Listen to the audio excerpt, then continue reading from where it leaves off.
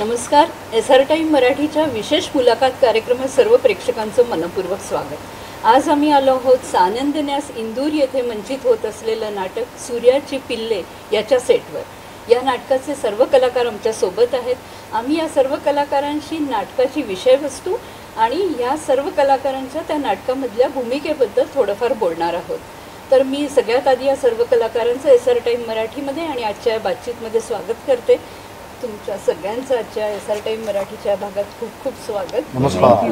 नमस्कार. आणि जसं मी म्हटलं की नाटकाची विषयवस्तू आणि प्रत्येकाची भूमिका थोडी थोडी याच्यावर आपण आज बातचीत करत आहोत. मी सर्वात प्रथम पुष्कर सरांपासून सुरुवात करते. पुष्कर सर, नाटकाची विषयवस्तू आणि तुमची भूमिका आणि मग पुढे सगळ्यांच्या भूमिकेबद्दल बोलूया. प्राध्यापक वसंत कानेटकर यांनी लिहिलेलं सूर्याची पिल्ले हे नाटक जेव्हा सुरुवातीला मंचित केलं गेलं होतं त्यावेळी त्याच्यामध्ये माधव वाटवे काम करत होते, मोहन गोखले काम करत होते, दिलीप प्रभावळकर काम करत होते, बाळ कर्वे ही मंडळी काम करत होती. आणि त्यानंतर 2010 साली सुनील बर्वे यांनी हर्बेरियम नावाचा एक उपक्रम केला होता, ज्याच्यामध्ये ही जुनी गाजलेली नाटकं पुनरुज्जीवित करायचा असा त्याचा मानस होता. आणि त्यामध्ये पहिलं नाटक केलं होतं सूर्याची पिल्ले. त्यावेळी आम्ही त्याचे महाराष्ट्रात 25 प्रयोग केले होते आणि त्यानंतर एक 8-9 प्रयोग आम्ही महाराष्ट्राबाहेरसुद्धा केले होते. आणि त्यावेळी त्या नाटकाला खूप छान प्रतिसाद मिळाला होता. इतका छान प्रतिसाद की 8:30 वाजता सकाळी जर बुकिंग ओपन होणार असेल तर लोक 5-5:30 वाजल्यापासून थिएटरवरती रांगा लावून उभे राहायचे. आणि मग सुनीलला त्यानंतर नियम करावा लागला की प्रत्येक प्रेक्षकाला जास्तीत जास्त 5 तिकीटं मिळतील वगैरे. इतका उदंड प्रतिसाद मिळाला होता. आणि त्याचा शेवटचा प्रयोग आम्ही केला होता षण्मुखानंद ऑडिटोरियममध्ये 3,500च्या कॅपॅसिटीमध्ये, आणि तोही हाऊसफुल गेला होता. असाच एका दिवसात बुकिंग फुल. 14 वर्षानंतर त्याच कलाकारांच्या संचामध्ये हा पुन्हा प्रयोग आपण मंचित करावा असं सुनीलने ही कल्पना मांडली. आणि त्यावेळी असं सगळ्या कलाकारांनी ती कल्पना उचलून धरली. पण यावेळी एक होतं की यावेळी फक्त 25 प्रयोग नाही तर याचे आपण अव्याहत प्रयोग करत राहायचे. ज्या ज्या लोकांना हे नाटक बघता आलेलं नाही त्यांना पण बघण्याचा आनंद मिळेल, पुन्हा प्रत्ययाचा आनंद मिळेल. त्यामुळे आता ह्याचे प्रयोग चालू असताना तेव्हा बघितलेले प्रेक्षक पुन्हा बघायला येतात, नवीन प्रेक्षक येतात. आणि सगळ्यात महत्त्वाची गोष्ट म्हणजे तरुण प्रेक्षक या नाटकाकडे वळतात. ह्याचं मुख्य कारण म्हणजे याची विषयवस्तू. जसं तुम्ही म्हणताय की कानेटकरांनी सूर्याची पिल्ले लिहिताना विषय हाच आहे की एक थोर समाजसेवक किंवा स्वातंत्र्य सेनानी गेल्यानंतर त्याच्या 4ही पुत्रांपैकी 3घांना असं वाटत असतं की आपण पण वडिलांसारखे ग्रेट आहोत. खरं तर तसं नाही आहे. आपण त्यांच्या छायेत किती राहायचं आणि आपण आपलं कर्तृत्व किती सिद्ध करायचं, त्यांच्या नावाचा दबदबा किंवा त्यांनी केलेल्या कामाचा आपल्यावरती किती प्रभाव पडतो आणि आपण त्याचं किती बर्डन घेतो, हा विषय ह्याच्यातनं मांडला. आणि त्याच्यामध्ये मी जी भूमिका करतो ती डॉक्टर रघुराया, म्हणजे त्यांचा 3ऱ्या क्रमांकाचा मुलगा, ज्याने आजन्म ब्रह्मचर्य पालनाची प्रतिज्ञा केलेली आहे. आणि तो एक आरोग्यधाम चालवतो आहे. आणि त्याच्यावरती त्याचे जे 2 मोठे भाऊ आहेत त्यांनी एवढा त्याला दाबून ठेवलं, सप्रेस केलेला आहे. सो त्यांच्या आज्ञेबाहेर त्यांना विचारल्याशिवाय तो काहीच करत नाही, इतका तो त्यांच्याकडे कम्प्लीट आकृष्ट आहे. आपण म्हणू शकतो अशी आहे. म्हणजे कुठेतरी असं थोडा दबलेला घाबरलेला आणि त्यामुळेच कुठचीही गोष्ट करत असताना कॉन्फिडन्स नसलेला असा तो डॉक्टर रघुराया आहे. खूप छान सांगितलं पुष्कर सरांनी त्यांच्या भूमिकेबद्दल, नाटकाच्या विषयवस्तूबद्दल. आता मी पुढच्या कलाकारांना पण त्यांच्या भूमिकेबद्दल सांगायला आग्रह करते. तुमच्या भूमिकेबद्दल. नमस्कार, मी आनंद इंगळे. या सूर्याची पिल्ले या नाटकात मी बजरंग म्हणजे स्वातंत्र्य सूर्यांचा दुसरा पुत्र ह्याची भूमिका करतो आहे.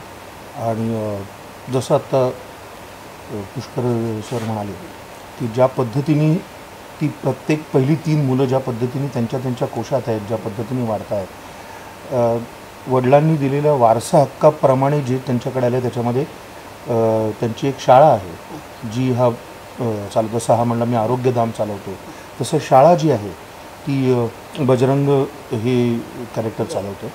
आणि त्यांच्या पत्नी आणि ते युगंधरा ह्या घरामधली एकच बाई आत्ता जी आहे ती युगंधराची त्याची बायको आहे. आणि पुन्हा तोच मुद्दा आहे की प्रत्येकजण आपापल्या कल्पनेतल्या जगात वावरत असताना त्याच्यातनं पडत जाणारा फरक प्रत्येकाचाच. त्याचा एक ग्राफ आहे जो स्वतःला समजत जातं की आपण कुठल्या चुकीच्या गोष्टी करत होतो आणि कुठल्या भंपक भूमिकांमध्ये जगत होतो. तर ते संपूर्ण नाटकाचाच विषय तो असल्यामुळे अर्थातच ते करारी चिडके, जसं हा सप्रेस्ड आहे तसं ते एक अत्यंत सतत चिडणं, भांडण करणं, तापट डोक्याचा असं ते कॅरेक्टर आहे. बरोबर. म्हणजे कुठेतरी ते जे तापट कॅरेक्टर आहे, तापटपणा स्वभावाचा, तो सुद्धा यांच्या स्वभावाला जे डॉमिनेशन म्हणून इफेक्ट करत असेल मला वाटतं हे character. अगदी तसंच म्हणजे संपूर्ण घरातच म्हणजे वस्तुतः नाटकात एक वाक्यसुद्धा आहे की त्याचा शाळेत मुलांना त्रास आहे, घरातल्या लोकांना त्याचा त्रास आहे, त्याचा एक त्रासच आहे सगळ्यांना. पण अर्थातच त्याचं पुढे जाऊन काय कशा पद्धतीने बदल होतात कॅरेक्टरमध्ये ते हे नाटक आहे. प्रत्येकजण आपापल्या भूमिकेबद्दल आता सांगणार आहे. मी पुढे आग्रह करणार आहे तुमच्या भूमिकेबद्दल सांगा. नमस्कार, मी स्नेहा माझगावकर. मी या नाटकात बजरंगाची बायको म्हणजे युगंधरा हे कॅरेक्टर करते. आणि जसं आत्ता यांनी सांगितलं तसं की या घरातली ही आत्ता एकच बाई आहे जिचं प्रत्येकाशी एक वेगवेगळ्या पद्धतीचं नातं आहे. आणि म्हणजे रघुराया असतील त्यांच्याशी वेगळं नातं आहे. आणि तर त्या ह्याच्यात ती एकच बाई अशी आहे की तिला आत्ता या घरातलं काम करायचं आहे. ते कामापुढे तिला दुसरं काही दिसत नाही आणि सगळ्यांची काळजीही आहे. आणि जसं हे म्हणाले की तापट स्वभाव आहे, त्याला उत्तर देणारी ही बायको आहे की बरोबर त्याला व्यवस्थित उत्तर देणारी ही बायको असं एक कॅरेक्टर. कुठेतरी तो तापटपणा बॅलन्स करण्याचं काम या नाटकामध्ये तुमचं पात्र करत आहे असं. आता हे जे घर टिकून आहे, जे उभं आहे ते युगंधरेमुळे उभं आहे. अरे, इतकी महत्वाची ती भूमिका आहे. तुमच्या भूमिकेबद्दल. नमस्कार, मी शर्वरी पाटणकर. मी या नाटकात मदालसाची भूमिका करते. तर हे कोटी भास्करांचं जे कुटुंब आहे, जे आपल्याच कल्पना विश्वात रमून ते जगतायत, त्यांना बाहेरच्या जगाची कल्पना नाही आहे, अशा घरात ही मदालसा आणि तिचे वडील येतात. आणि ते दोघे आल्यामुळे काही घटना अशा घडतात आणि ह्या घरातल्या व्यक्तींमध्ये त्यांच्या स्वभावामध्ये फरक पडत जातो. आणि तसाच ह्या मुलीच्याही आयुष्यात फरक पडतो, कारण तिचं जग हे फक्त तिचे वडील आणि ती वाचत असलेली विविध विषयांवरची पुस्तकं आणि ग्रंथ एवढंच तिचं जग आहे.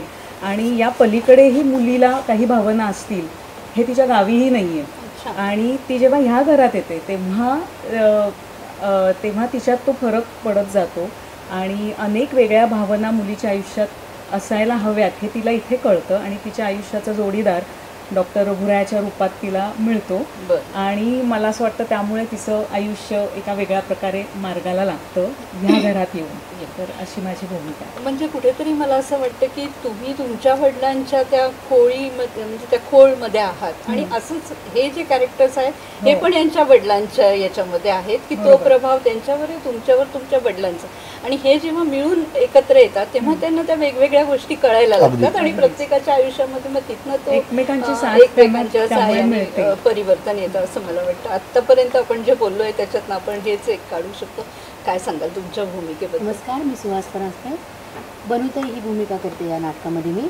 आणि कोटी भास्कर हे जे घर आहे आणि त्या घरामध्ये खूप रुळलेली आहे आणि कोटी भास्करांनी ज्या संस्था स्थापन केल्या आहेत त्याच्यापैकी एक महिला विधवा अनाथाश्रम आहे. त्याचं व्यवस्थापन करणं, ते सांभाळणं हे काम ती करते. आणि यांच्याकडे जी थोडक्यात नोकरदार वर्ग महिला आहे ती. आणि पांडुअण्णा आहे त्यांच्यावरती मनापासून प्रेम करते, ते व्यक्त करू शकत नाही. पांडुअण्णा पण तिच्यावर प्रेम करतात, तेही व्यक्त होत नाही. मग ते पुढे प्रेम फुलतं की नाही फुलतं हे या नाटकातनं उलगडत जातं. अरे बघूया नाटक बघताना हे प्रेम कुठपर्यंत जात आहे ते तुमच्या कॅरेक्टरमधनं कळले. सुनील सर काय सांगाल? पांडुअण्णा ही भूमिका जी आहे म्हणजे स्वातंत्र्यसूर्य आबाकाका उर्फ पंजाबराव कोटी भास्कर यांचा सगळ्यात मोठा चिरंजीव जे आहेत त्याची भूमिका मी करतो. तो अत्यंत शिक्षित आहे, तो डबल ग्रॅज्युएट आहे आणि जशा अनेक संस्था आहेत कोटी भास्करांच्या तशातलीच अजून एक त्यांची प्रेससुद्धा आहे आणि त्यांचं एक वर्तमानपत्रसुद्धा निघतं रणगर्जना नावाचं, त्याच्यावरती ते संपादक म्हणून सुद्धा आहे. आणि ह्या सगळ्या गोष्टी करत असताना अर्थातच घरावरती लक्ष ठेवणं, थोडासा वडील भाऊ म्हणून सगळ्यांकडे लक्ष ठेवणं, त्यांच्यावरती थोडंसं कधी कधी दटावणं, या सगळ्या गोष्टी पांडुअण्णा वेळोवेळी करत असतात, पण ते तितके तापट नाही आहे. कुठेतरी ते कवी मनाचे आहेत असं वाटतं. आणि बनूताई या त्यांच्या असिस्टंट सारख्याच असतात आणि त्या त्यांच्याबरोबर प्रत्येक ठिकाणी येत असतात. आणि मगाशी जसं सुहासनी सांगितलं की त्यांच्यातलं प्रेम फुलतं की नाही हे सगळं आपल्याला कळेलच, पण एकूणच स्वतःच्या विश्वात रमणारं हे एक कुटुंब आहे. आणि अख्ख्या कुटुंबातलं एकमेव पात्र जे आहे जे अगदी जमिनीवर आहे ते म्हणजे युगंधरेचं आहे. कारण तिला आजच्या दिवसाची, आजच्या येणाऱ्या पाण्याची, आजच्या होणाऱ्या जेवणांची याची काळजी आहे आणि या सगळ्यांच्या तब्येतीची काळजी आहे. असं ते एक एकमेव पात्र आहे. आणि दुसरं पात्र आहे ते रंगा, जो अनिकेत करतो. तुमच्या पात्राबद्दल छान सांगितलं. आणि जसं तुम्ही म्हणाला की सगळ्यात मोठा भाऊ, आपण अण्णा जेव्हा म्हणतो तेव्हा मोठा भाऊच आपण एक असतं आपल्या याच्यामध्ये, आणि ती भूमिका तुमची आहे सगळ्यांना सांभाळून घेण्याची. असं म्हणजे मला असं वाटतं की कुठेतरी तो शांत स्वभाव ठेवून आणि घरातल्या सगळ्यांना यांच्या बरोबरीने सांभाळून घेण्याचं. आणि त्या पलीकडे अजून एक गोष्ट महत्त्वाची सांगायची म्हणजे की हे वसंत कानेटकरांनी, प्राध्यापक वसंत कानेटकरांनी इतक्या सुंदर पद्धतीनं लिहिलेलं नाटक आहे की त्यातला ज्याला बसायचं आहे त्याला चिमटा नक्की बसेल. आणि आजच्या काळाशी म्हणजे जरी का हे 78 सालचं नाटक असलं तरीसुद्धा ते आजच्या काळात सुद्धा तितकंच रेलेव्हंट वाटतं आणि बऱ्याचशा गोष्टी तुम्ही अनुभवू शकता, आणखीन त्याच्यावरती विचार करू शकता. इतक्या अप्रतिम पद्धतीने लिहिलेलं आहे. क्राफ्टिंग म्हणून एक जे नाटकाचा एक भाग असतो ते सुद्धा इतक्या फॅन्टॅस्टिक पद्धतीनं वसंत कानेटकरांनी केलेलं आहे की वस्तुपाठ म्हणावं ना नाटक कसं असावं याचा वस्तुपाठ म्हणून सूर्याची पिल्ले हे नाटक नक्कीच आपल्या मोजक्या नाटकांमध्ये धरलं जातं. छान प्रत्येकजण आपापल्या भूमिकेबद्दल खूप छान सांगते. पुढची भूमिका मी अनिकेत तुम्हाला विचारणार तुमच्या भूमिकेबद्दल. श्रीरंग कोटी भास्कर या व्यक्तिरेखेचं नाव आहे आणि अर्थातच सर्व भावांमधलं ते शेंडेफळ आहे. खूपच उथळ, उडाणटप्पू, वाया गेलेला, काही ध्येय नसलेलं आयुष्यात वरकरणी असं जरी ही व्यक्तिरेखा वाटली तरीसुद्धा श्रीरंग विचारांचा खूप ठाम आहे, पक्का आहे. रियालिटी चेक आहे त्याला, जे या भावांना आणि बाकी सगळ्या कॅरेक्टर्सना नाही आहे. त्यामुळे त्याच्या मनामध्ये खूप एक त्रास होत असतो त्याला. हे कधी यांना रिअलाईज होणार आहे की हे कसं आयुष्य जगत आहे, तसं नाही आहे वस्तुस्थिती. आणि सतत पण एका पॉईंटला त्यांनी हे माझे भाऊ आहेत, ही माझी फॅमिली आहे, त्यामुळे त्यांनी सोडून दिले. आणि तो जसे आहेत तसं त्यांना छान वाटतंय ना, ह्यांच्या आनंदात आपण नको विघ्न घालायला. ह्यांना जसं आयुष्य छान मजेत जगतायत ना त्यांना जगू द्यावं. पण हळूहळू जशी ही गोष्ट उलगडत जाते तसं तसं पात्र कसं तो प्लॉटिंग त्याचं कसं आहे आणि मग तो त्यांना भानावर आणू शकतो का नाही आणू शकत, काय होतं हे साधारण कथा आहे अशी. म्हणजे कुटुंब म्हटलं तर 4 मुलं आहेत तर प्रत्येकाचे आपले आपले स्वभाव आहेत. कोणी अगदी दबून राहणार आहे तर कोणाचा रागीट स्वभाव आहे, कोणी एक रिस्पॉन्सिबल जिम्मेदार मोठा भाऊ म्हणून. आणि सगळ्यात लहान असल्याने तुमचं एक वेगळं आपलं हे आहे की थोडंसं आपण म्हणतो एक लहान असल्याने जे सगळ्यांचं प्रेम मिळतं किंवा लाड होतात त्या हिशोबाने, आणि पण सगळ्यांना सांभाळून. आणि त्यामुळे तो अतिशय हुशार असल्यामुळे त्याला या ज्या सामाजिक गोष्टी चालल्या आहेत त्याच्याबद्दल सुद्धा चीड आहे. म्हणजे बंडखोर स्वभावाचा तो खरं तर आहे, त्यामुळे त्याला त्रास होत असतो. आणि तरीसुद्धा तो एकदा डिसाईड करतो की यांना नाही, काहीतरी आपण प्रयत्न केले पाहिजे, आपली जबाबदारी आहे.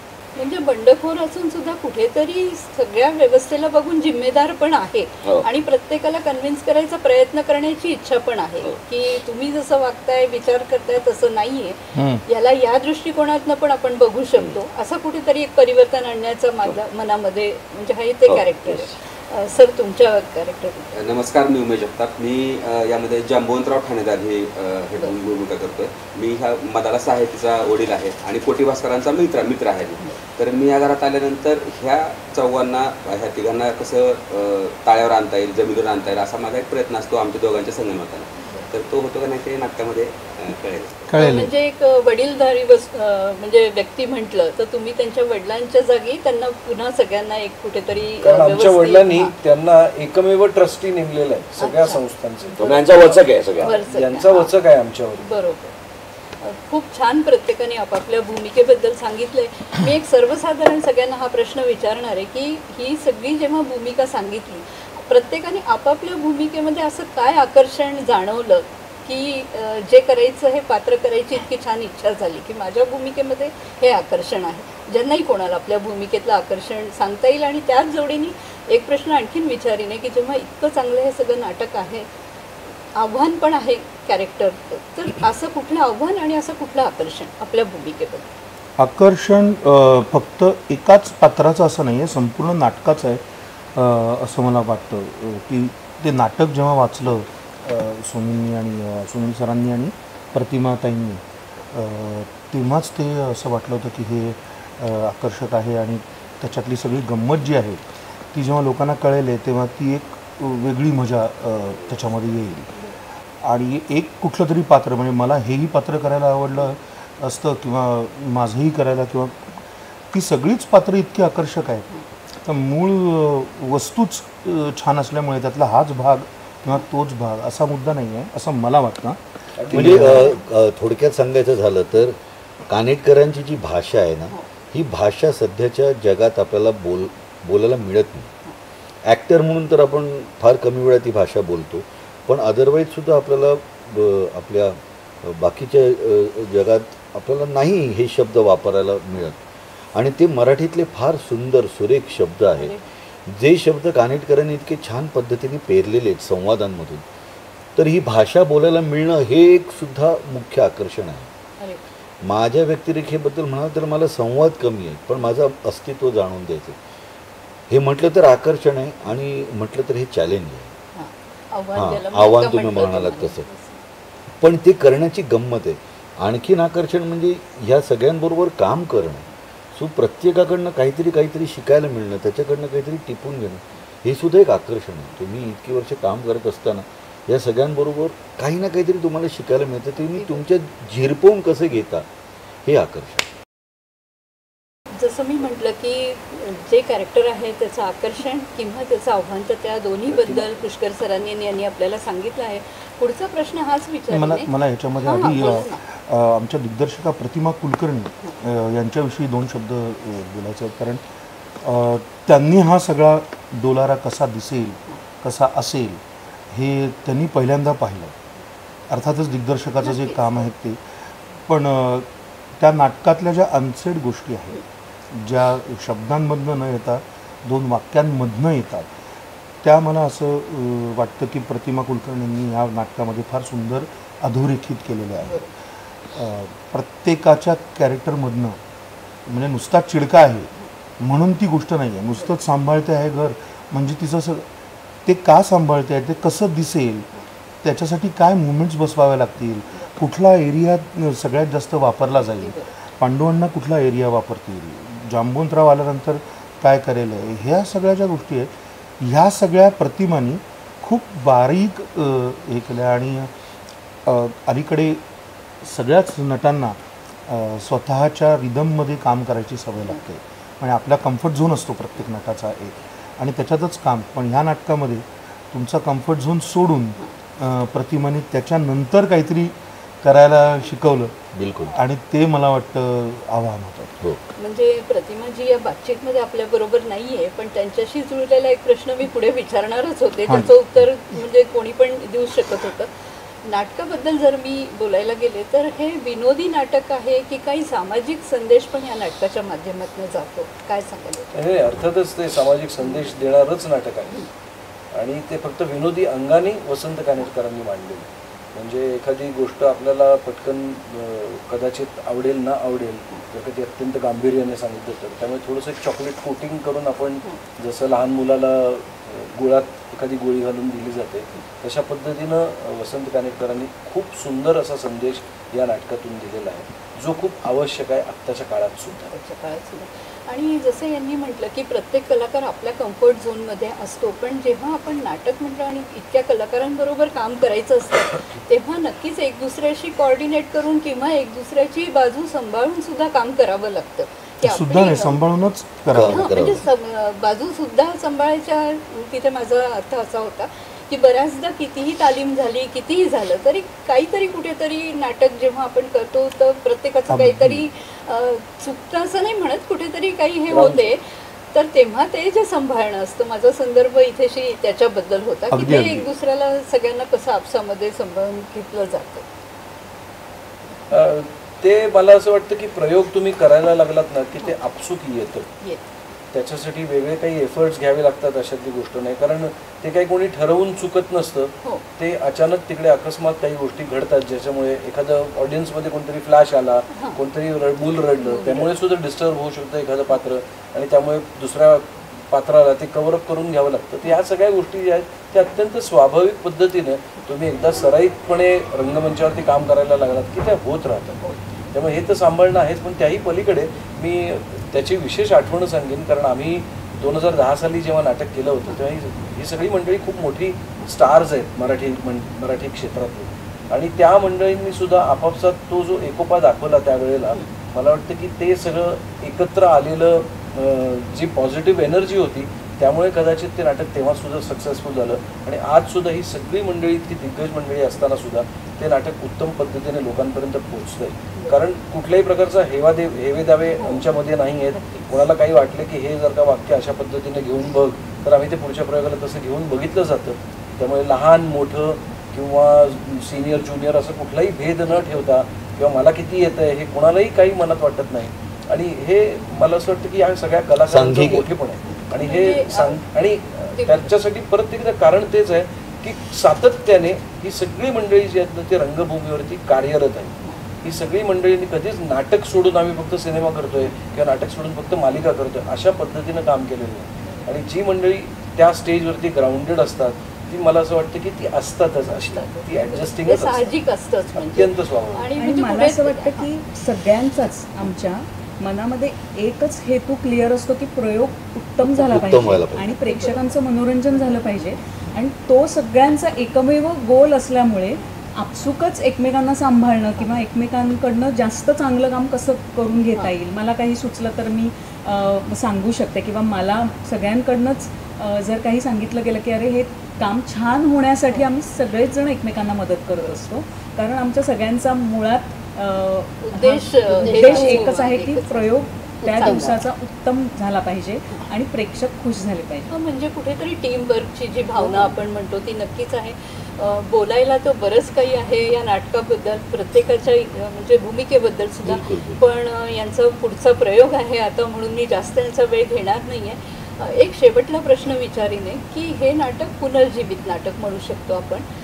त्या काळात इतकं गाजलेलं नाटक आहे हे, आणि म्हणजे इतकी ती पात्रंसुद्धा इतकी नामवंत पात्र ज्यांच्याकरता अगदी लोकांनी जसं म्हणतात आत्ता जसं प्रतिसाद मिळतोय तसाच मिळालेला आहे. पुनर्जीवित नाटक करताना एक कुठेतरी त्या नाटकाची मूळ संहिताचं वजन किंवा त्या कॅरेक्टर्सनी जे काम केलं आहे जे लोकांच्या डोक्यात अजूनही आहेत तिथे परत करणं ते कुठेतरी एक चॅलेंज वाटतं की तो कुठेतरी म्हणजे बर्डन नाही म्हणणार पण एक कुठेतरी तो बॅक म्हणजे हे असतो असा की अर्थातच आम्ही तेव्हा 2010 साली जेव्हा केलं होतं तेव्हा सुद्धा आम्ही आमच्या जाहिरातींमध्ये आणि आम्ही तेव्हा ब्रोशर्स वाटत होतो त्या ब्रोशर्समध्ये सुद्धा या सगळ्या दिग्गज कलाकारांचा उल्लेख केला होता. तो एवढ्याचसाठी की आम्ही त्यांच्यापर्यंत पोचूच शकत नाही, त्यांच्या इतकं अप्रतिम काम करूच शकत नाही. आमच्या परीनं तिथपर्यंत पोहोचण्याचा आमचा प्रयत्न असणार आहे. त्यामुळे हा आम्ही स्वतःची एक सगळ्यांना माहीत होतं की हे तितकं चांगलं कदाचित होणार नाही, पण आपल्या परीनं जितकं उत्तम होईल ते आपण करून, कारण मूळ सगळ्यांचा हेतू हाच आहे की वसंत कानेटकरांची तशीच्या तशी भाषा बोलणं, म्हणजे आत्ताचं काळ आहे म्हणून कॅज्युअल केलं आहे अशा पद्धतीनं काही न करता तीच वाक्य बोलणं, तेच शब्द वापरणं याचा अट्टाहास आम्ही ठेवला होता. आणि अजूनही आम्ही तशाच पद्धतीनं त्या नाटकाचा प्रयोग करतो. ते भले लोकांना वाटेल की काळाच्या मागचं आहे किंवा जुनं आहे, पण आम्हाला ते सादर केल्यानंतर कुठल्याही प्रकारे कुठल्याही प्रेक्षकांनी कधीही असं म्हटलं नाही की हे नाटक जुनं वाटतं. म्हणजे ते आज सुद्धा इतकं रेलेव्हेंट आहे. म्हणजे कुठेतरी ते मागचं जरी इतकं गाजलेलं नाटक आहे ते करताना उलट मोटिवेशनच मिळत आहे. म्हणजे तो कुठेतरी असा भार नाही आहे की अरे नाही हे इतकं केलेलं आहे तर आम्हाला कसं करायचं, तर कुठेतरी मोटिवेटच करते असं मला वाटतं. एक फक्त उल्लेख राहून गेला, 2010 साली जेव्हा आम्ही हे नाटक केलं तेव्हा निर्माते सुनील सर होते. पण आज त्याच्यातला फरक आपण जो म्हणतो की त्यावेळेला आमच्या नाटकाचे जे व्यवस्थापक होते ते आज सहनिर्माते म्हणून सुनील बरोबर उभे राहिले, अरे वा. नितीन नाईक. तर ही मला वाटतं खूप महत्त्वाची गोष्ट आहे की एका नाटकाच्या मागे कुणाला तरी निर्माता म्हणून पण उभं राहावं असं वाटतं, किंवा एक नाटक एखाद्याला निर्माता म्हणून उभं करतं. आणि ही खूप अतिशय महत्त्वाची गोष्ट आहे की त्यांचं नाव आता इथे खरंच ते इथे नाही आहेत, त्यामुळे असं नको व्हायला की त्यांचं नाव राहून गेलं. ती एक महत्त्वाची गोष्ट. आणि आणखीन एक तुम्ही मगाशी जे म्हणालात ना की नाटक ही संहिता किंवा नाटक हे सगळ्यात महत्त्वाचं असतं. आम्ही सगळे पालखीचे भोई आहोत, त्यामुळे त्यांना फार महत्त्व नाही आहे, तर ते नाटक लोकांपर्यंत पोहोचायला हवं हे अत्यंत आवश्यक असल्यामुळे आम्ही ते नाटक केलं. खरं म्हणजे खूप मला बोलायला आवडलं असतं आणखी नाही, पण थोडा वेळेचाही अभाव आहे, तुमचा प्रयोग पण आहे पुढे, म्हणून मी आज ही बातचीत खूप शॉर्ट याच्यामध्ये समाप्त करत आहे. आपण सगळ्यांनी एवढा वेळ दिला SR टाईम मराठीबरोबर ही बातचीत केली, त्याकरता SR टाईम मराठी इंदूर चॅनलतर्फे मी तुमच्या सगळ्यांचे खूप खूप आभार मानते. आणि आम्ही सगळेजण SR टाईम इंदोरचे पण आभारी आहोत की तुम्ही प्रत्येक वेळी जेव्हा येता, मराठी नाटक जेव्हा मुंबईत येतं तेव्हा त्यांच्याबरोबर बातचीत करता, विषयवस्तू जाणून घेता, आणि खूप बढिया आहे, म्हणजे खूप आनंद झाला. धन्यवाद. खूप खूप धन्यवाद. थँक्यू. थँक्यू. आता आजचा हा कार्यक्रम आम्ही इथेच समाप्त करत आहोत. पुन्हा भेटूया, तोपर्यंत नमस्कार.